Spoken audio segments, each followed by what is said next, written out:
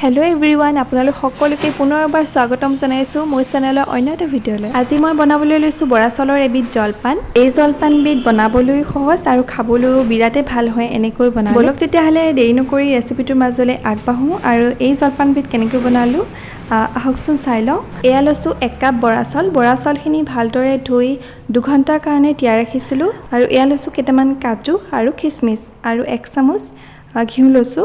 এতিয়া কেৰাহী এখন গৰম হলত 1 চামুচ ঘিউ দিছো। এতিয়া ঘিউখিনি অকণমান গৰম হলত কাজু আৰু কিচমিচখিনি অকণমান ভাজি লম। বেছি নাভাজো। কিচমিচকিটা ফুলি অহালে আৰু কাজুকিটা অকণমান ৰঙা পৰি আহিলে এইখিনি ভাল উঠাই লৈছো।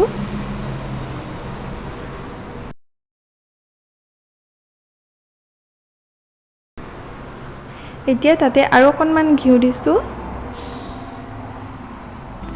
এতিয়া আমি বৰা চাউলখিনি অকণমান ভাজি ল'ব লাগিব।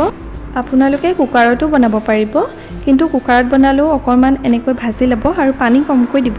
পানী বেছিকৈ দিলে খাই ভাল নালাগে। মই গেছটো লো কৰি চাউলখিনি অকণমান দেৰি ভাজি লৈছো ঘিউতে।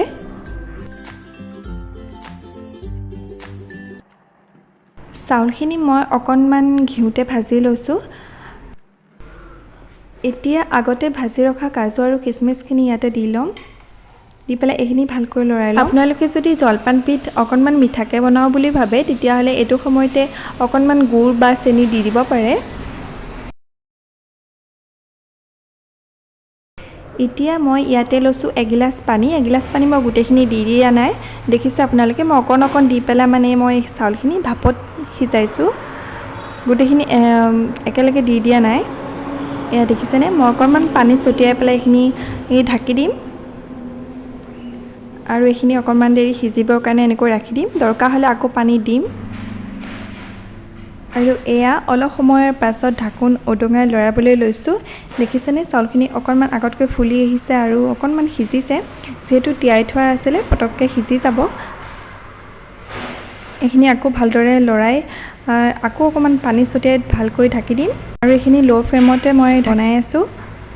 এয়া দেখিছেনে আৰু অলপ পানী দি দিছো। পানী দি আকৌ অলপ সময়ৰ কাৰণে ঢাকি দিম সিজিবৰ কাৰণে। আৰু এয়া চাওক ঢাকোন উদঙাইছো মই আৰু অলপ সময়ৰ পাছত এয়া চাউলখিনি আৰু অলপ সিজি আহিছে আৰু দেখিছেনে আগতকৈ অকণমান ফুলি আহিছে চাউলখিনি। আৰু অকণমান সিজিব বাকী আছে। মই আপোনালোকক দেখুৱাইছো চাব। দেখিছেনে চাউলখিনি ভালকৈ আৰু অলপ সিজিবলৈ বাকী আছে। এতিয়া মই আৰু অকণমান পানী দি পেলাই এতিয়া আকৌ অকণমান ঢাকি দিম অলপ সময়ৰ বাবে এইখিনি সিজিবৰ কাৰণে।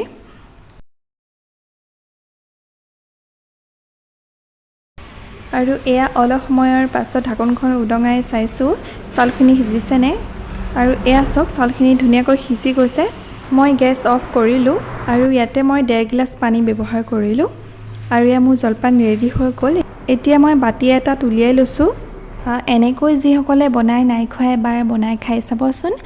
বহুতেই ভাল হয় খাবলৈ। এয়া আমাৰ বৰা চাউলৰ জলপান ৰেডি হৈ গ'ল, খাব পৰা হৈ গ'ল। এনেকৈ বনালে জলপানবিধ দৈ কিমৰ লগত খাবলৈ বিৰাতে ভাল হয়। আৰু আজি বৰা চাউলৰ জলপানৰ ৰেচিপিটো কেনেকুৱা পালে জনাব। ভাল লাগিলে লাইক কমেণ্ট শ্বেয়াৰ কৰিব। ভিডিঅ'টো শেষলৈ চোৱাৰ বাবে বহুত ধন্যবাদ। আকৌ এটা নতুন ভিডিঅ'ত সকলোকে লগ পাম।